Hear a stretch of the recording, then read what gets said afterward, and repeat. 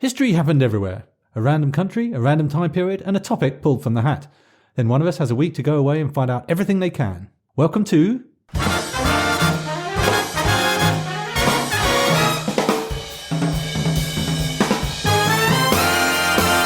History happened everywhere.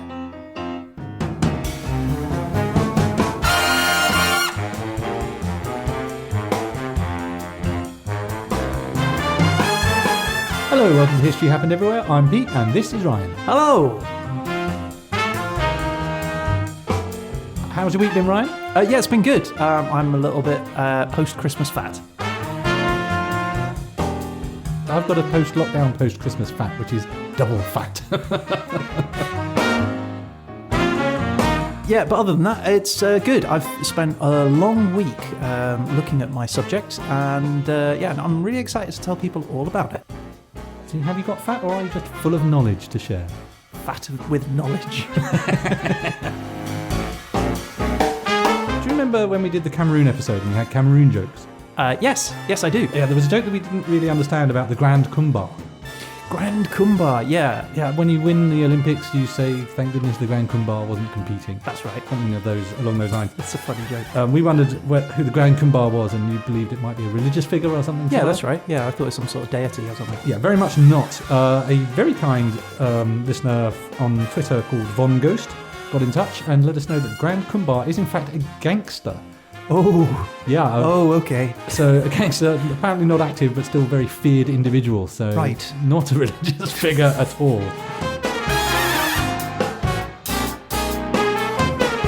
Okay. But many thanks to Von Ghost for doing that. So yes, that's just something I thought you ought to know. And I also thanks, Von Ghost. Thanks, Von Ghost, indeed. And also thanks, I've been negligent, Ryan.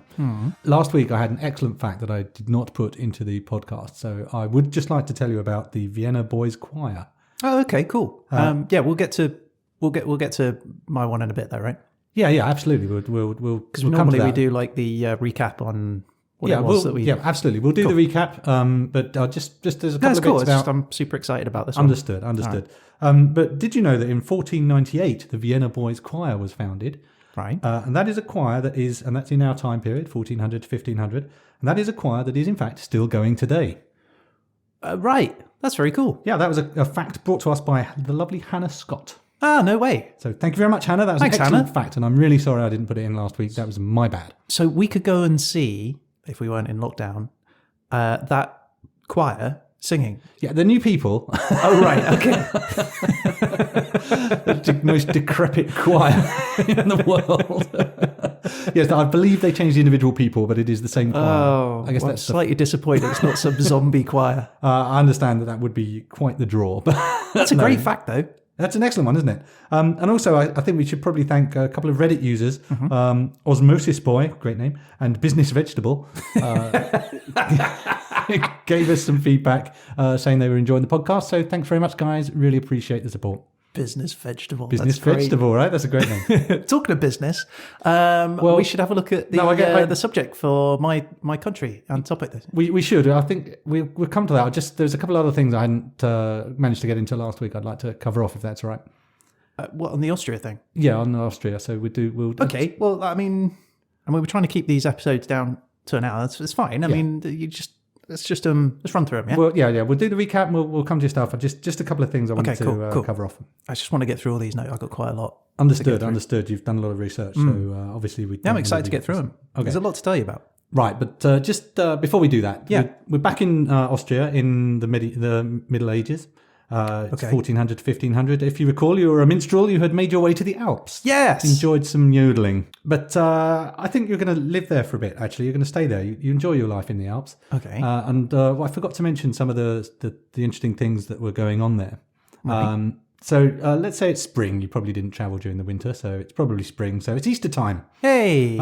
Now, in even today, but in the Middle Ages and going way back possibly before that, they had a fun tradition which I wanted to introduce you to, which was the use of eggs. Eggs is an Easter thing. Easter eggs. All over the place. Right? Famously. Exactly. So they're a long time originated in pagan symbols of rebirth and new life. Yeah. So eggs are a thing, but there's one specific thing they do with them that I thought might be fun to tell you about. If they hide them in the Alps and you've got to go and find them clambering across the Alps. Yes, here are your crampons. Good luck.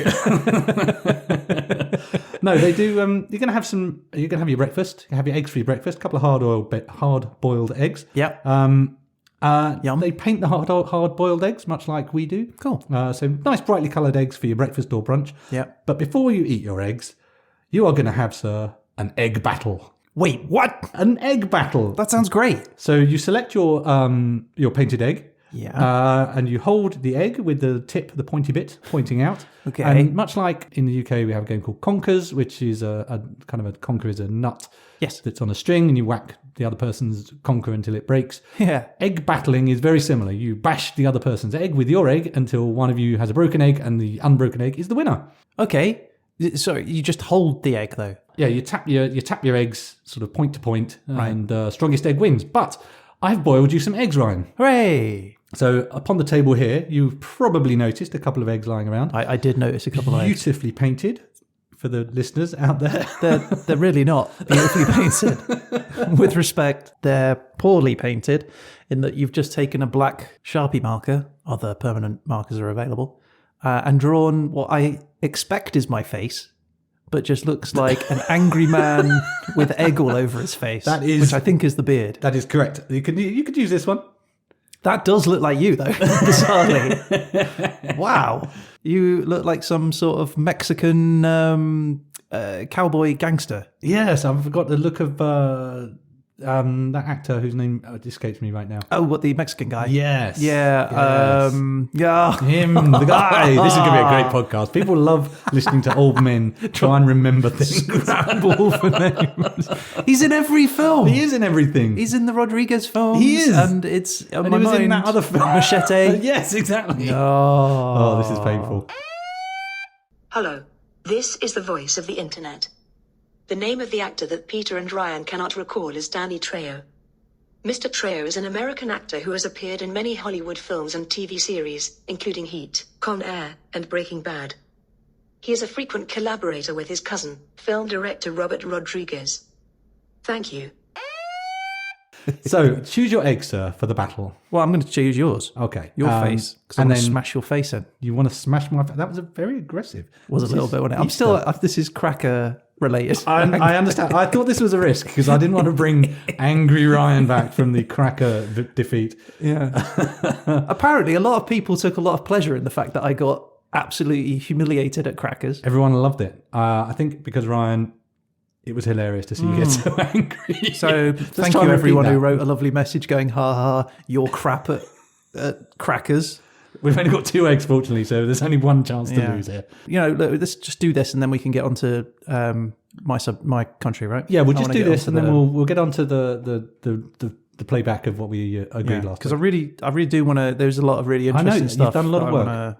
So Ryan, would you like to go first or second? Given that you have a history of cheating, I think I'm going to let you decide. Okay. I think there's a trick there. I can feel it. So I'm going to do the opposite of what you think you want me to do, which is to pick one of those 2. I'm going to do the third option, which is let you pick. Wow. Would you like them eggs? I think that's an incredibly paranoid way of looking at it. I lost 11-1. I can't lose again. Okay, I will go first then. Ready your eggs, sire. All right, how do I hold this again? I guess you can hold it... Face like first?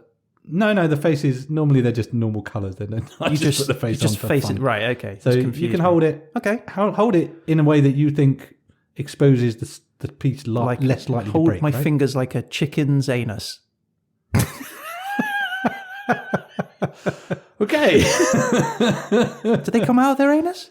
No, the shit comes out of the cloaca. So is it just... Not getting into that. All right. Right, okay. I'm going to go. I'm coming. What do we do? Just peck or hit as hard as we can? It's up to you because you risk your own demise if you go hard, right? But okay, sorry. What's a winner here? The first egg to break. So your egg has to stay intact and the enemy egg needs to be broken. Okay. All right. Let's do it. Right. You sure you're happy with that? Well, yeah. Yes. Well, I lost. So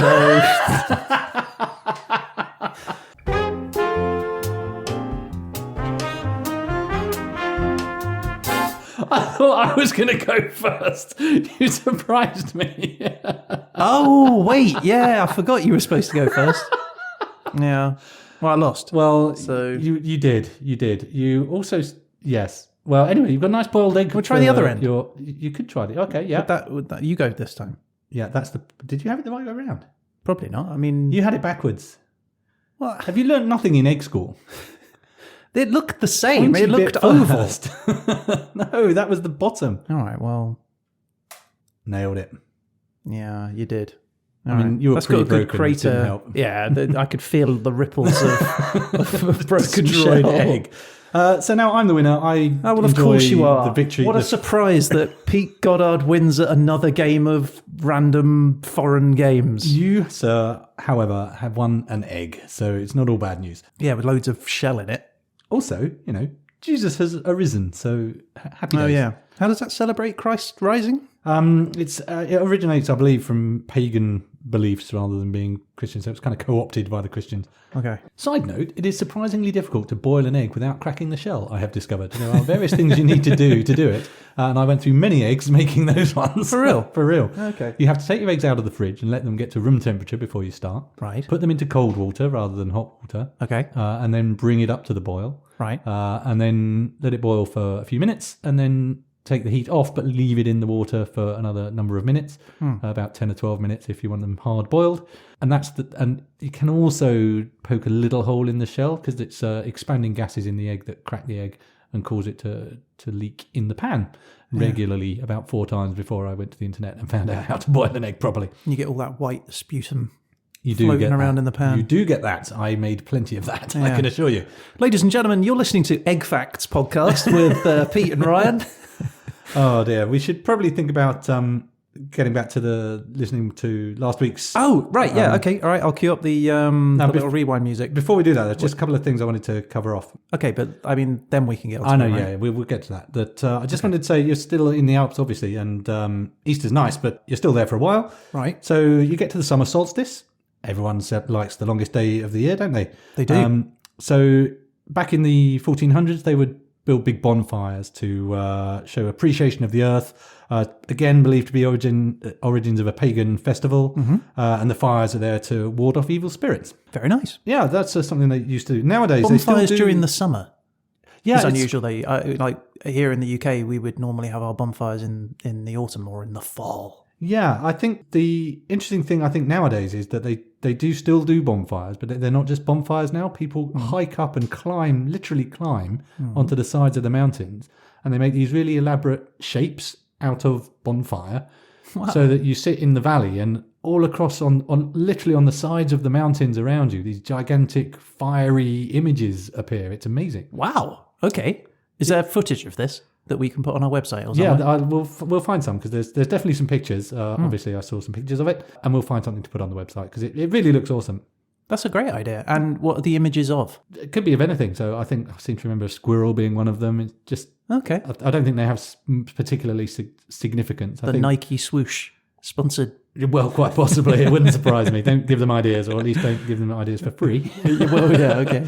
All credit to History Happened Everywhere, please, Nike promotional department. So that's the summer solstice. I just thought that was interesting. I didn't want to lose it after last week. Summer solstice. That's great. I love that one.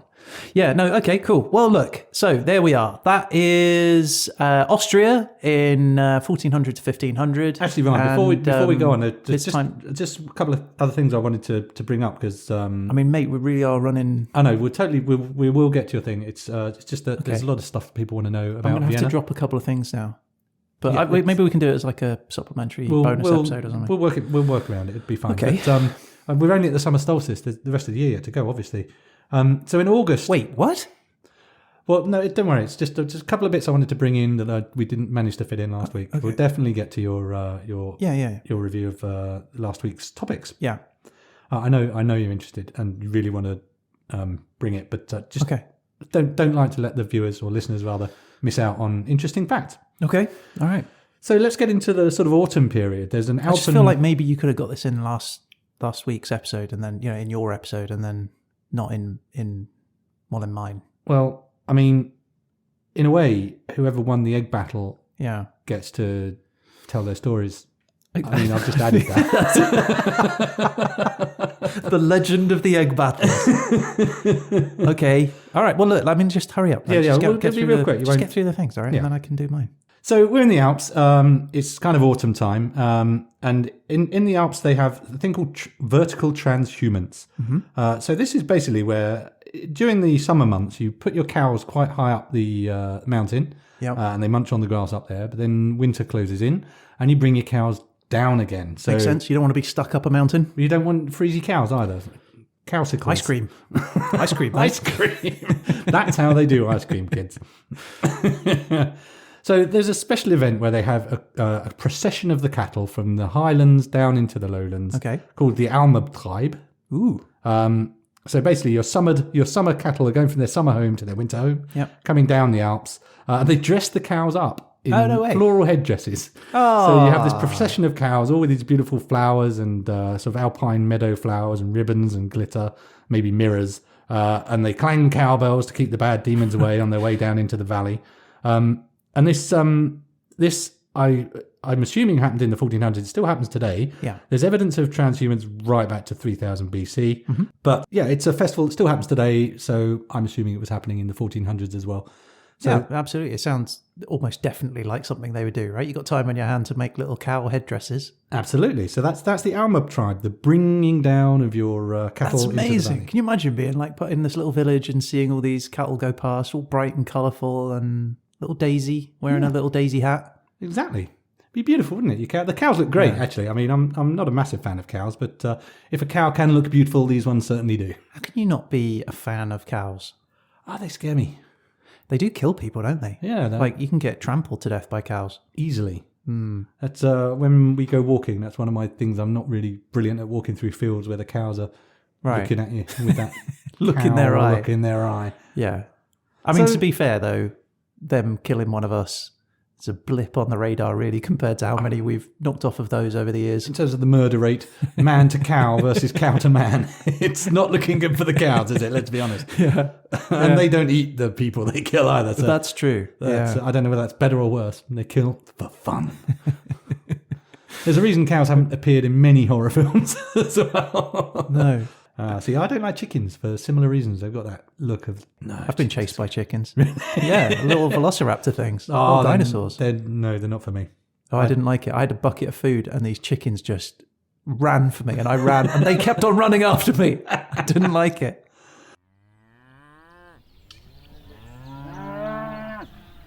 Oh, Daisy, why are you wearing that hat? It's for the walk. Well, I suppose some people like vintage. But why aren't you wearing your hat? Well, I'm not on the walk, darling. I'm leaving. Leaving? Yes, I made the cut. I've been selected. They said there was an opening for a rare talent and that I fill it. Oh, how exciting. Well, it was bound to happen. I mean, you girls can keep mincing down the mountain if you like, but from now on, this cow doesn't walk anywhere. I have a driver. A driver? Yes, I've been signed to a boutique agency. A little French firm called Abertoir. Ooh, fancy. Yes, they say they're going to take care of me. Oh, well done. Good luck with your hat and your silly little walk. You won't be seeing me again. Ta-ta! Wow. What's a cow?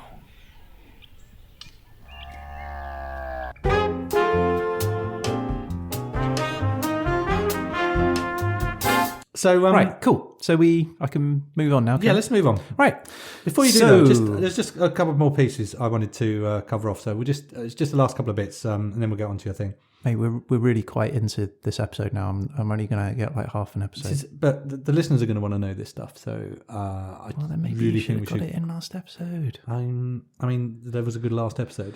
Okay, fine. Can you just... We'll blast through this. Let's just blast through this one, all right? Okay. So, so we're getting into winter now. The nights are drawing in. It's getting a little bit Christmas-ish. So obviously they have Christmas. It's been a Christian festival for a long time. Yeah. But there are some traditionally alpine Christmas aspects which are a little bit different to what we see. So you're aware of St. Nicholas, presumably, the Old St. Nick? Old St. Nick. Yes, I am aware of him. He of the Santa Claus fame. The Father Christmas, proto Father Christmas, you might say. Yeah.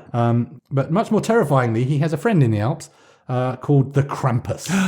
Krampus. You may have heard Talking of of schlock horror films. Yes, absolutely. So now the Krampus figure has, in theory, they think goes way back to pagan tradition. Krampus would whip children, wouldn't he? He absolutely would. His name originates from the German Krampen, which means claw. Krampon. So, well, I would imagine crampons come from that. Yes, good thinking. Thanks. Wow, language skills. I don't know if you're patronising I'm me. not. I hadn't thought of that. That's good. So the tradition is that he was the son of the Norse god of the underworld, Hel. Okay. And in 1100, so we're talking about 1400, but in the 1100s, the Catholic Church tried to ban him. Oh, wow. Because obviously they went, this guy looks an awful lot like the devil, the guy that we're presenting around. Didn't really work. It's hard to police alpine towns in winter. You can't really get out and about too much. True. So, plus also people like a bad guy. People like a bad guy and they have their own traditions. So, banning doesn't work, as in many cases. Yeah. If anything, it draws attention to it. Absolutely. So if you can't beat them, join them, right? So this pagan creature gets kind of absorbed into the Christian tradition of Christmas. So does it? Yeah. So by the 17th century, so not within the church, but Christmas as a Christian celebration. Okay. The Krampus goes from this individual character to being a friend or an associate of St. Nick. Yep. Saint Nick, obviously, being a Christian character. And so these two then have these two roles of the rewarder of the good and the punisher of the bad children. Right. So St. Nick gives out the gifts to children, and the Krampus scares them simply by looking at you. He sometimes will beat them with sticks, as you say. I think it's birch sticks. He carries a bundle of birch sticks. Or if that doesn't really do it, he will carry them down to hell for a year in a basket on his back. Oh my God, really? Yeah, I mean, be good in the Alps is what I'm getting from this. So you kind of get this evolution from a pagan satire type guy, like Pan figure, into a full-on demony guy. And in the modern version now, he's kind of hairy, brown or black kind of hair. The hooves and horns are sort of demonic kind of look. He's got this long tongue that lolls out down to like his chest almost. It's super long. And hideous fangs. He's just a hideous creature now, basically. Yeah, right.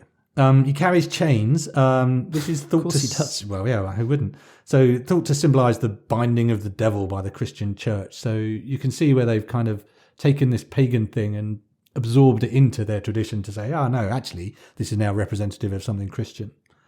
He carries a rutan, that's the bundle of birch branches that he whacks children with. Yeah. And I don't know why I got excited about that. I'm glad that you're excited about the beating of children, Ryan. I didn't mean it quite like that. Well, I don't know how excited you'll be about the basket on his back because, as we say, he will cart children off for either drowning, eating, or hanging around in hell for a year. Right. Hello, John. Oh, Krampus, come in. How's Mary and the children? Oh, everyone's well. Now, if you'd like to have a seat. Sure. So, as you know, it's contract time. I've been talking to the guys upstairs. Yes. They're very keen to work with us next year, but Excellent. they did have some feedback, and I think you know what we're going to talk about. Yes, the horns again, isn't it? It is the horns. The people in health and safety are not happy. They say you could have someone's eye out easily. Yes, fine. We have talked about this. I removed the horns. And also, health and safety-wise, as you know, germs is a big issue this year. People are worried about the lolling tongue and the saliva. Oh, the slobbery mouth, yes. Okay, I suck in my tongue, John. Don't worry. And now, this is difficult to talk about, but we do have to address #ouch. Oh, the Twitter storm. It is not okay to beat children anymore. Oh, for goodness sake. What is wrong with people? It's so sensitive. I don't get it either. This is the modern world. They're a bunch of snowflakes, John. Well, nevertheless, you cannot be beating the children. But you can go terrorising them at night wearing this high-visibility outfit. Yeah. Wait, what? Yes, it's European legislation, I'm afraid. You can't be out at night in dark colours. Well, I can't wear this. I'd be ridiculous. Well, you'd look ridiculous in the yellow outfit that they wanted you to wear, but I said no, Krampus doesn't wear yellow. That's right. Krampus doesn't wear yellow. And that's how I negotiated you this red suit. Red? Ugh. Red, it's like blood of the children. Blood of the children, John. Yes. I will wear this. Yeah. What about these trousers, though? They would chafe my goat legs. Yes, everything. And in fact, we have got you these boots as well. Boots? Yeah, extra grip in the snow. Well, this is true, actually. Krampus does slip on the icy cobblestones. Ooh, yes, and about the laugh as well. Yes, the love. Yeah, we have had some focus groups, and they say what would be really terrifying is something deeper and more booming. Deeper. Ho, ho, ho. Deeper, even deeper than that. Ho, ho, ho. Perfect. That is new Krampus. Very good, John. I like this. So fine. I remove the horns. I suck in my tongue. I don't beat the children anymore. I wear the red blood suit. And I laugh lower. Oh, ho, ho. Then I take my sack and I grab the children and take them to hell. Yes. But also no. You do keep the sack, but you use it to take gifts to the children. Gifts to the children? What is this, John? But they're evil gifts. Evil gifts? Yeah? Batteries not included. Very good. Right, so if you're happy, if you'd just like to sign this contract here. Yes, okay. Just sign there, yeah. Yes. Yeah, and initial that one. Right. And another initial there. Okay. Underline that. Right. Pop the date there. Right, yeah. And we're done. Excellent. Very good, John. Bye.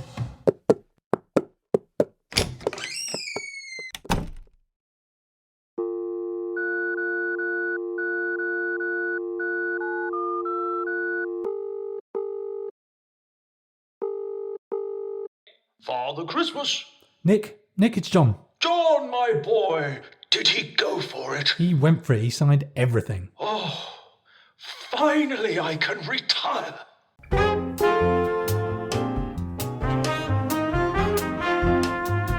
So that's the modern version. So we're talking about the 14th, 15th century, likely to have been a bit less demonic and more mythical. This feels like the transition period from the pagan into the Christian. So more of an angry alcoholic Mr. Tumnus, you might imagine. Okay, an angry alcoholic Mr. Tumnus from Lion, the Witch and the Wardrobe. Exactly. Okay, all right. Interesting, slight differences is the Feast of St. Nicholas is actually on the 6th of December. So I've been saying Christmas, but actually this is sometime before that. So there's two nights. Not much before. Not hugely, no. It's still a sort of Christmas-esque event. But on the preceding evening, the 5th of December, that's Krampus night, Krampusnacht. That was good. You got some spit behind that, and that was great. It really added to it.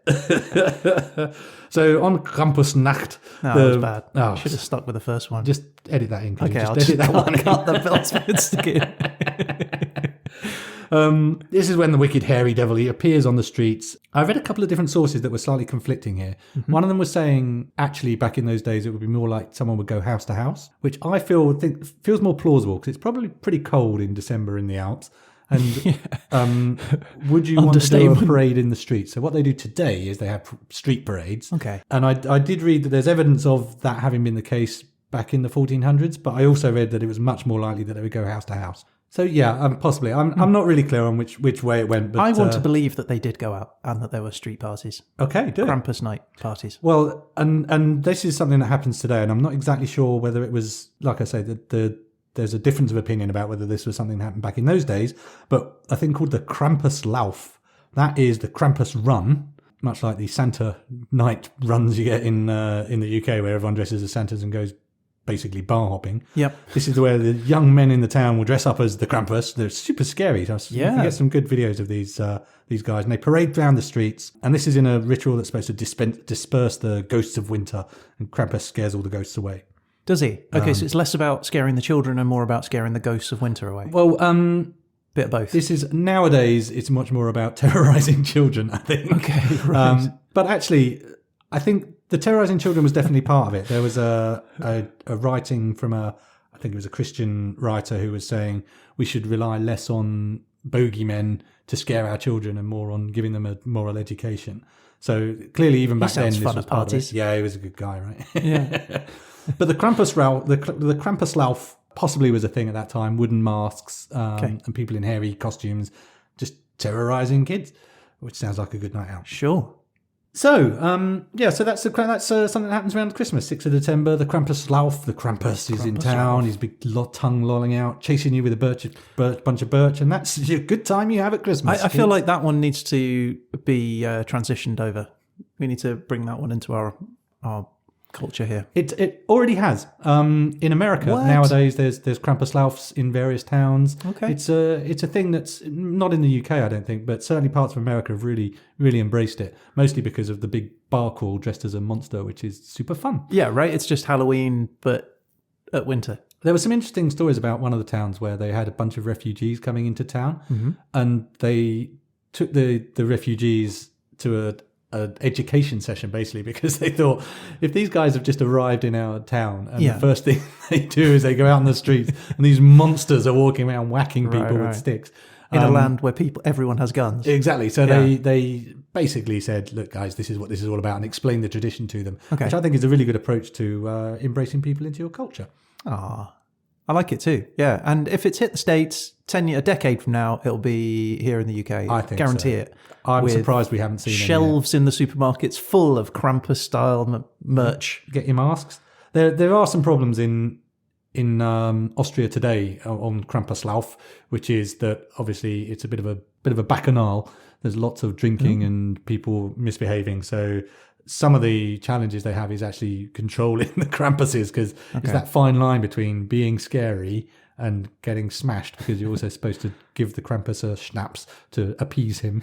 I like schnapps. Yeah, but there's a line between being scary and being genuinely terrifying, I think. Murderous drunks. Exactly, rampaging around town. Yeah. So it's not what you want to Like see. The Purge. Like yeah, the exactly. movie series The Purge. So there's some towns that have to struggle to find that balance to try and bring in rules and regulations about what you can and can't do as a Krampus. So that's the Krampus. Little Christmas, almost pre-Christmas. I love it. Fun for all the family. I love Krampus. That sounds cool. Right. It reminds me of the thing that I was going to talk about in this one. So should we just run the what the subject and the country we'll and the thing are? the Cool. look back. Yeah. Okay. Before right. we So do here that, we go. there's just one, because this is really related to the Krampus. I just want to pop this in if I can. Mate, seriously. Like, when am I going to do mine? I'm supposed to be it'll doing fine. Lichtenstein. It's fine. We'll squeeze it in. It'll definitely be time for Let me it. squeeze it in. It'll Like, be this fine. is supposed to be my episode. We're doing Lichtenstein But this the week. Krampus has got a friend. We can't just leave Just people not spent knowing half the an hour Krampus talking is about friend. Austria. You had her. Fine. This will be quick, don't worry. Okay. If you survive the Krampus, then you only have the Perchter to worry about, or Perchter. The Purged. Perchter. So I'm going to say Perchter. Hopefully that's right. Austrian people, please correct me for my terrible pronunciation. So this is another character that you come across in this time period, in this time of year, derived, we think, from an Alpine pagan goddess. Okay. Wow. Name meaning the Bright One. And she is related, the Perchter, she's a lady, related to the Feast of the Epiphany, which is the 6th of January.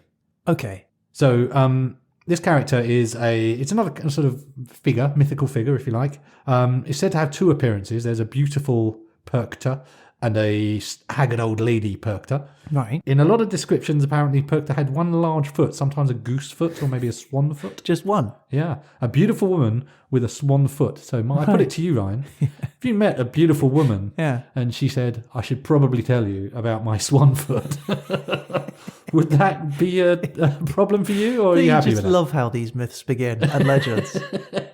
There was a beautiful woman. Did she have a swan foot? It feels like something. Yes. Has a feel of suggestions from the audience about it, doesn't it? And she's got a swan foot. Okay, she's got a swan foot now. It's some sort of improv.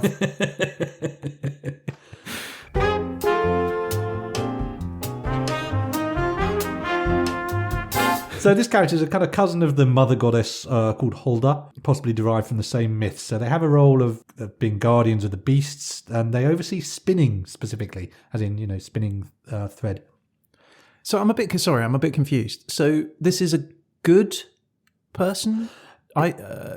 It's a little bit complicated. So she has a Spirit? role. What She is has a this role of. She's a mythical character. Okay. But she has a role of. She's neither good nor evil, but she has a role of very similar to the Krampus and St. Nick duo of rewarding good behaviour and punishing bad behaviour. Okay. So what she will do is, if you've been good, done all your chores and everything, she will leave you a silver coin.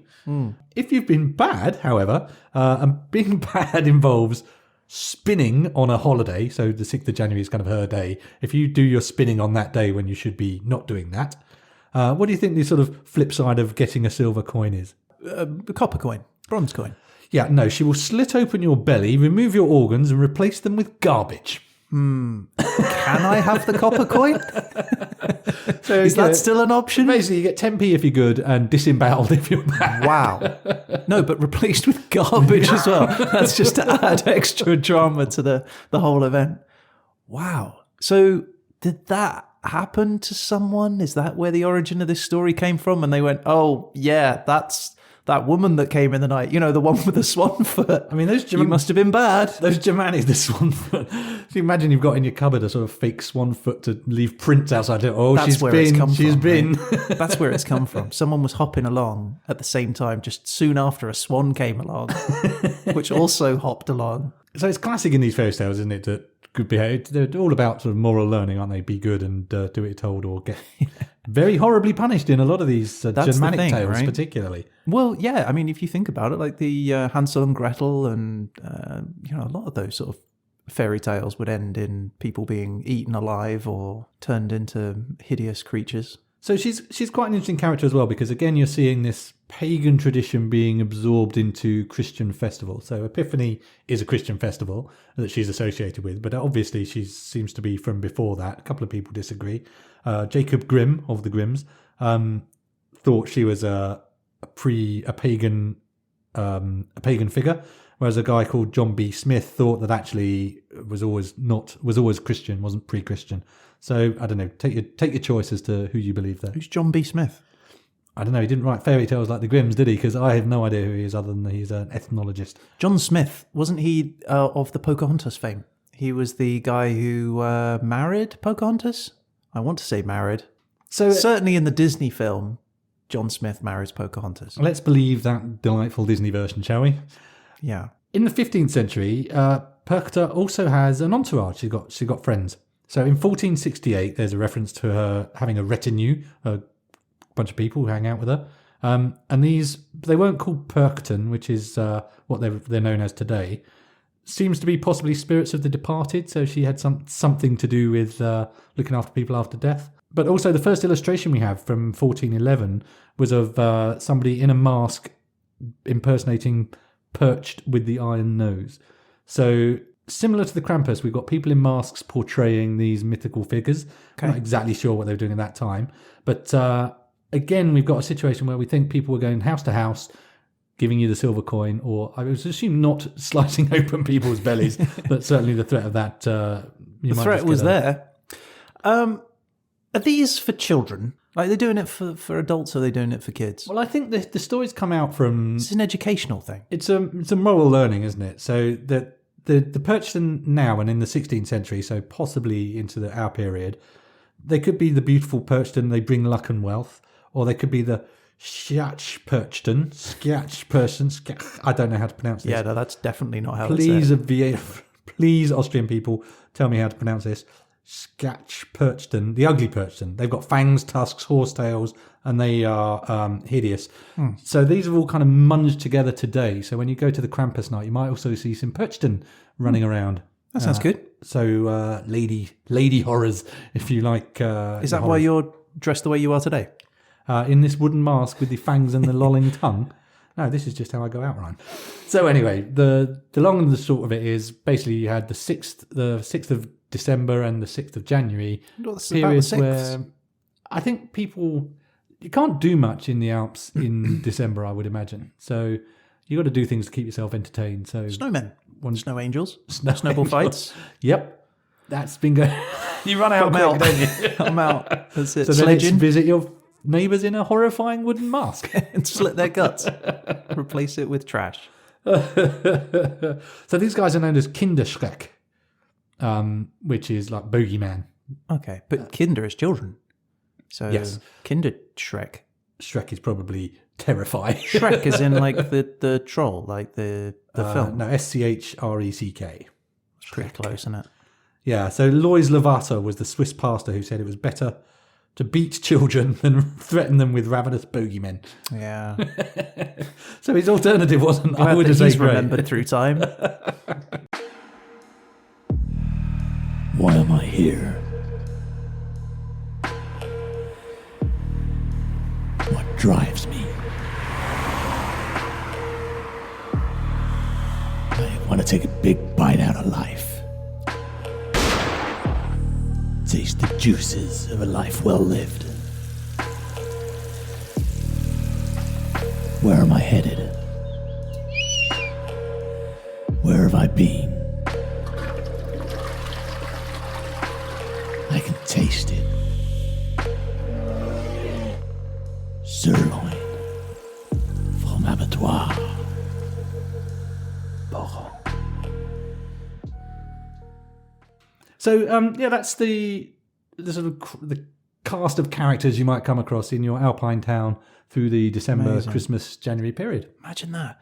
All drunk on schnapps, wandering from home to home, seeing these dark creatures skittering and scattering through the shadows. Right? There's we should put a link up to there must be YouTube or something, because these guys dress up as these Krampuses are really elaborate with these huge horns on the head with fire coming out of the horns. It's really a spectacle, and I kind of want to see it. Yeah. Don't you find, though, like with Halloween, you look at the Halloween costumes today and people really spend a lot of time and money. It's almost like cosplay now, the effort that goes into making Halloween costumes. And yet you look at the 1920s, these black and white pictures of people wearing Halloween costumes there, they were a lot more frightening. Yeah, they look like more less likely to frighten you and more likely to kill you. Literally kill you, like stalk you and kill you. And I imagine costumes from the 1400s would be a lot more terrifying. Yeah, I bet there's despite not having plumes of smoke and flames pouring from their heads. Yeah, I think less spectacle, more terror. More terror. Probably Like your on the table. imagination is much more what you're after, right? So there you go. You've made it to the end of the year. Well done. Hey! Cool. Right. So let's get on and talk about my subject this week. Let's remind us what it is and go back and listen to last week with the... There's one thing I wanted this is to cover ridiculous. off. So this do you mean, will be the last thing, I promise you. You've covered And off then like we can go on five things, to mate. yeah, no, this is the last one. The listeners really want to know this. So This is becoming like a whole episode about Austria. no, that wouldn't happen. That's ridiculous. That's no way that will happen. Last week's episode was Austria. You Right. should have fitted this all in then. Look, listeners need to know stuff, so I'm just doing my job.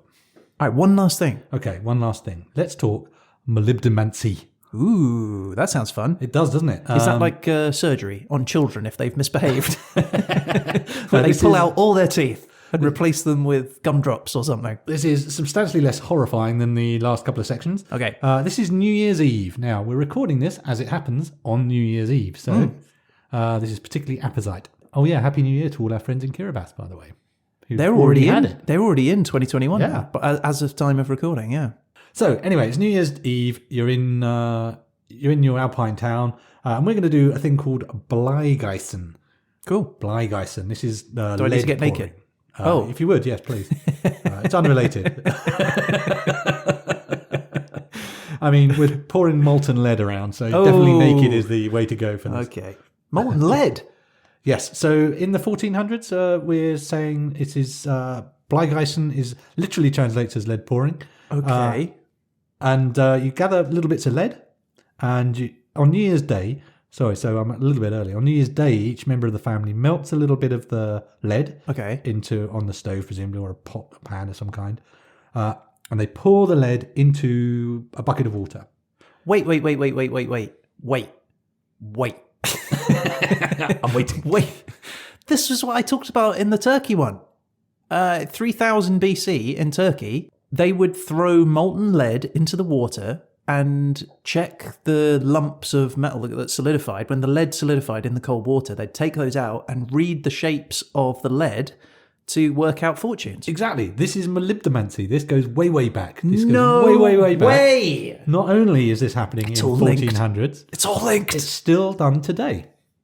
That's amazing. So It's done in Turkey today as well. Oh, really? Okay. So yeah, it's definitely done in Austria today because our friend Business Vegetable told us that it's something that's still done. It's still called Bleigeisen, which means lead pouring, but you can't pour lead anymore because of the risk of poisoning, obviously. They sell little tin icons, like little hearts and shapes. You melt these things into a little pan, you pour it into your water, and then you have a little cheat sheet of things that your lead looks like and what it means. So if it looks Okay. like an octopus, it means you'll be embraced by good fortune or something like that. Ah, clever. Is that a real one? Did you just make that I up? made that one up. But the rest are all true. Everything is absolutely true about all of this. Okay, and good. Definitely everything that comes true definitely every single time. Cool. So we're in the 1400s. So today you buy all these the kits basically with a little pan and little lead or little lead tin icons. Okay. Back then you'd probably have to find your own lead from somewhere. Just go through Amazon. You'd use your own pots and pans. I don't think they'd necessarily do kits. But it was something that, as you say, started 3000 BC, still going today, definitely still happening in the 1400s. I mean, they've got the Alps around them, right? So there's bound to be some sort of ore in those mountains that they could smelt down. Exactly, or just pop up to the roof and peel some lead off. Yeah. So I think this sounds like a lot of fun, don't you? Well, yeah. Melting metal, yeah, that sounds amazing. Who doesn't want to melt metal? Yeah, yeah. Good news, sir, because as it is still a thing, you can actually buy kits to do molybdenmancy. And I've got one here today, sir. No way! So let us have a go. Wait, are we going to melt some metal? We're going to do some melting, sir. So I have a suggestion. The idea is you have your own fortune. Okay. So you do your own bit of tin and you pour it into the thing and you do your own interpretation.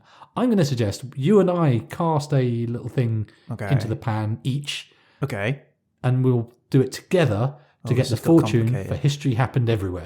Oh, I see. We're going to have a History Happened Everywhere fortune. Exactly. So we're not looking for our individual fortunes. We're looking for the fortune of the podcast. Okay. Should we have a go? That sounds good. Yeah, no, definitely. How do we do it? Let's check it out. Let's get the stuff. Okay. And then we can do my thing, right? Oh, yeah, for sure. Definitely after that. Definitely if there's time. Okay. You're walking away like maybe that's not the case. Anyway, let's focus on the now. Okay. I've just got so much to talk about and we've only got like 15 minutes left. Yeah, this will be fine. Okay, let's smelt some metal. Okay, so this is the kit I managed to source. Okay. It's pretty straightforward. There's you tell us what you've got. Okay, so you've given me a plastic bag here.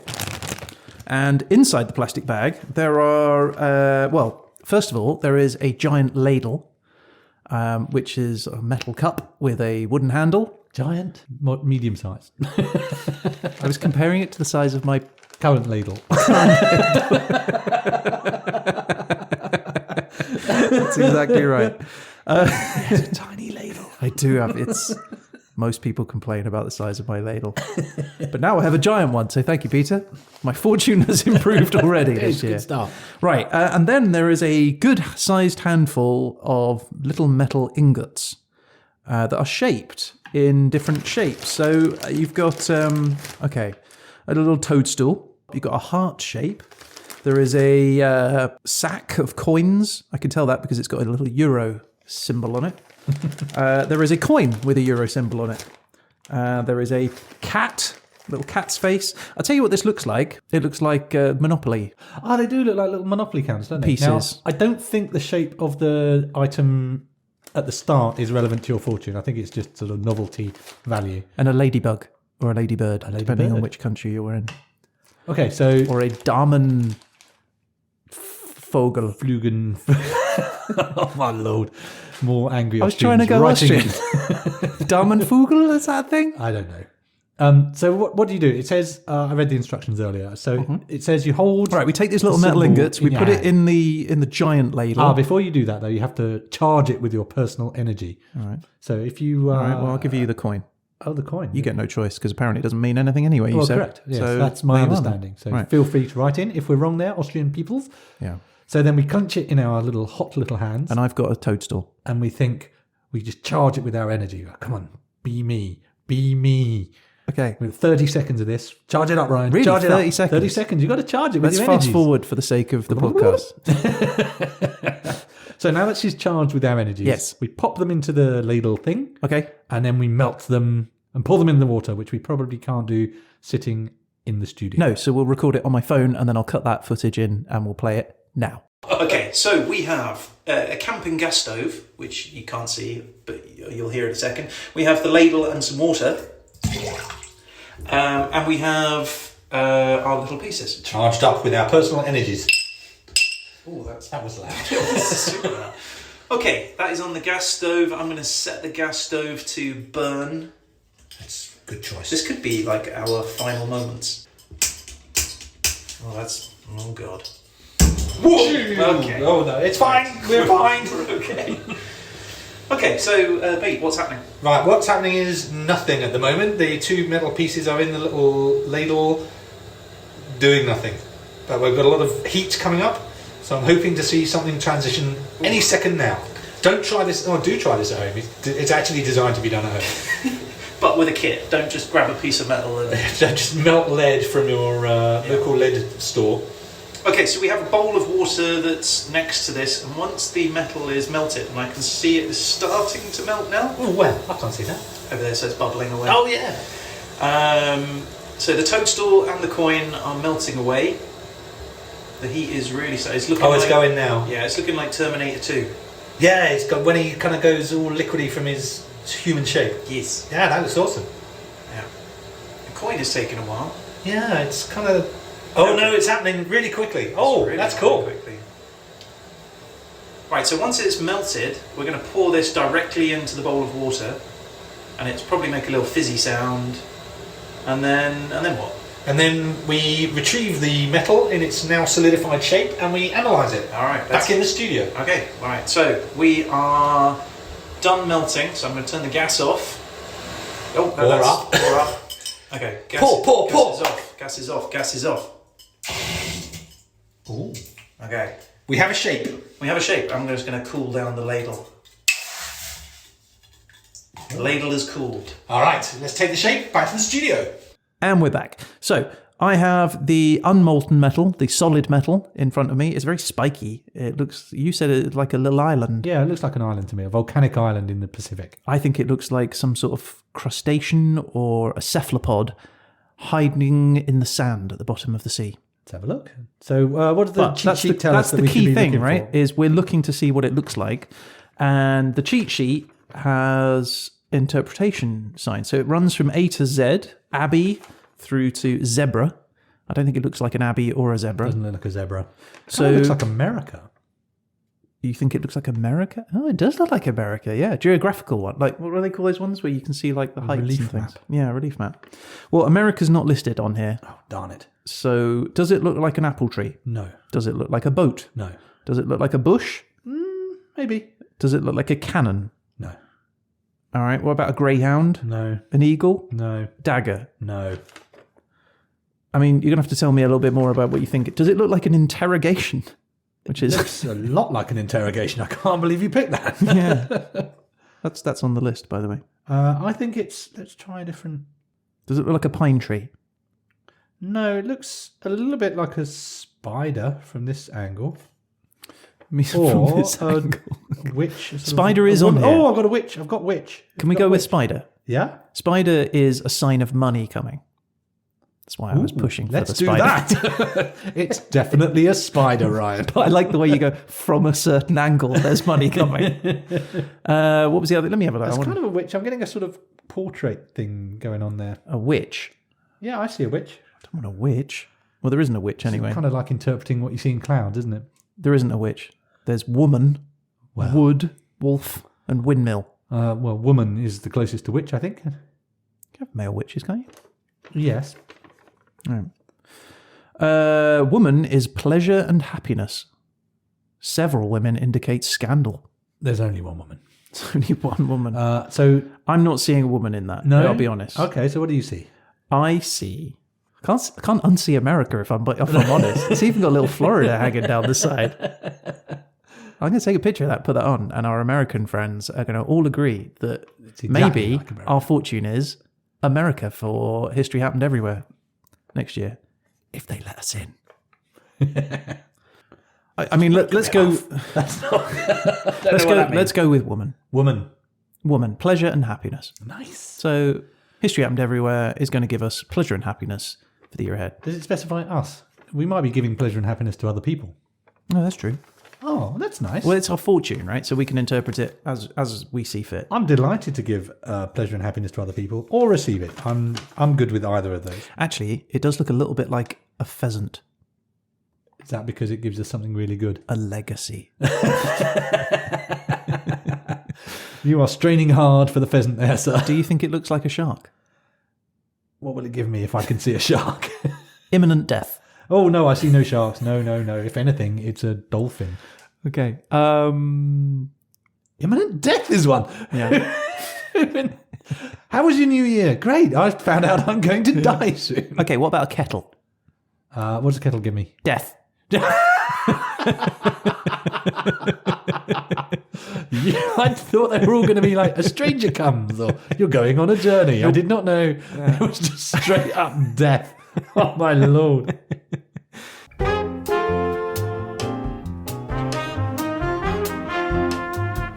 Okay, so we've done well. I'm sticking with woman then. I think woman is a good compromise there. Yeah. I quite like the spider giving us money, but I'm really straining to see a spider there.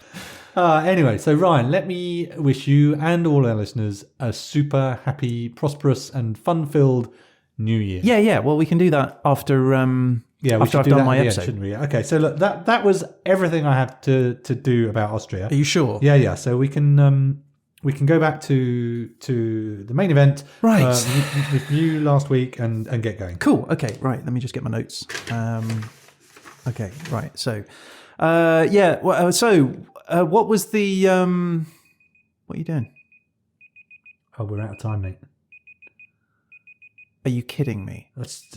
I mean, are you kidding me? I mean, I'm about to start. Look. How about next week on History Happens Everywhere? I haven't even said what the country is. It's the timer, mate.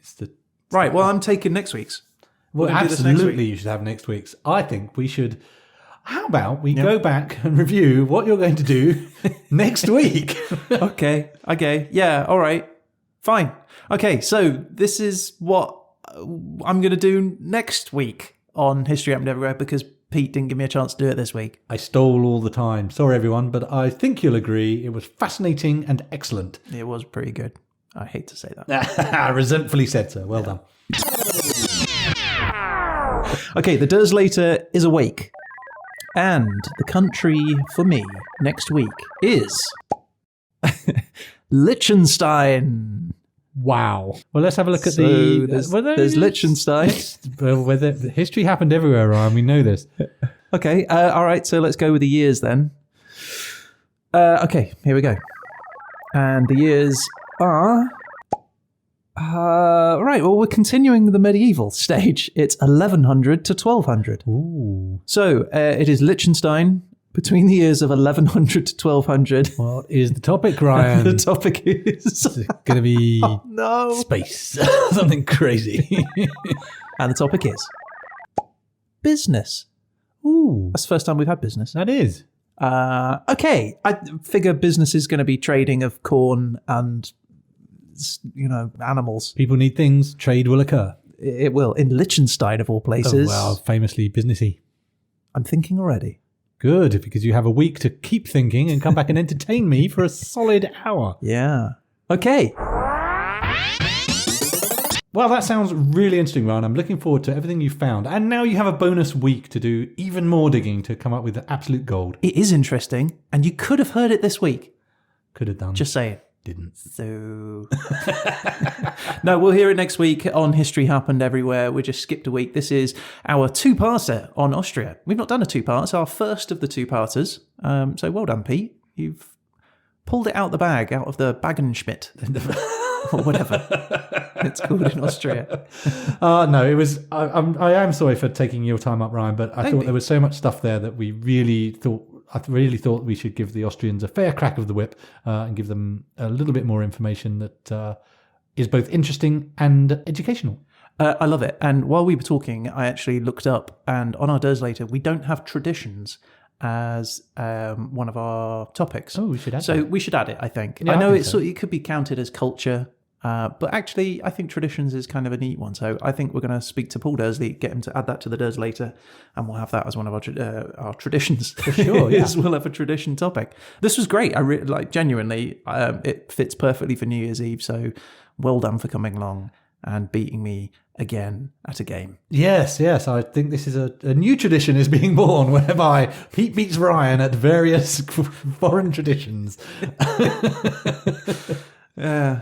Yeah, that's a great tradition. Oh, mate. So a part of this was inspired by the fact that the good people of our Austria subreddit told us that they do like to hear about Austrian things. So thank you guys for showing interest and getting in touch. Thank you also to everyone who's subscribed. We're going to start a newsletter for subscribers to keep them informed on what's going on and frankly beg for help on various topics and tasks. So do subscribe. You can do that at hhepodcast.com. You can also get in touch if we've got anything wrong or we've missed anything or if we've done anything silly or you're excited about something at hhepodcast@gmail.com. That's right. Or you can hit us on all the usual social media sites where we are at HHE Podcast. That's Twitter, Instagram, Facebook, all LinkedIn. of that those. sort of stuff. I think that's all of them. But if there's any we're missing, do let us know. We're trying to get out there and create a community of people who are interested in the history of other places. So yes, Happy New Year to everyone. Please join us again for the verdict when our good friend and mentor, Paul Dursley, will come along and tell us everything that was wrong about the podcast. Not least that it wasn't the topic at hand this week. So and rightly so. I look forward to some punishment for that. Okay, thanks everyone. See you next week on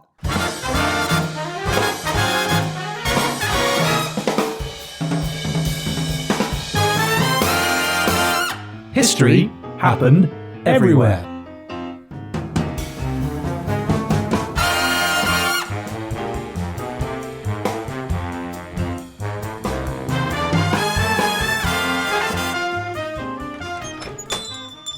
Good morning. Good morning. Hi, I'm here to deposit this sketch, please. Okay, let me have a look. Pass it over. Yeah, here you go. Yeah, okay. Oh, yeah. Hang on. Oh, wait. Oh, is there a problem? Yeah, the thing is, it looks a little bit like this sketch is set in Lichtenstein. Yeah, that's right. It's a Lichtenstein sketch. Yeah, but we're not doing Lichtenstein this week. Wait, what? Yeah, there was a last-minute change. We're doing Austria now. Austria? But Austria was last week. Well, what can I tell you? I mean, people love Austria. Well, look, I've spent ages working on this. Well, will it convert? Could it become an Austrian sketch? No, not really. It's set in Liechtenstein. Well, I'm afraid I really can't help you then. Well, is there somebody else I can talk to? Can I talk to your manager? Oh, I'd love to help you there, mate, but the thing is, the manager, he's from Liechtenstein. Wait, doesn't that make this a Liechtenstein sketch? Security!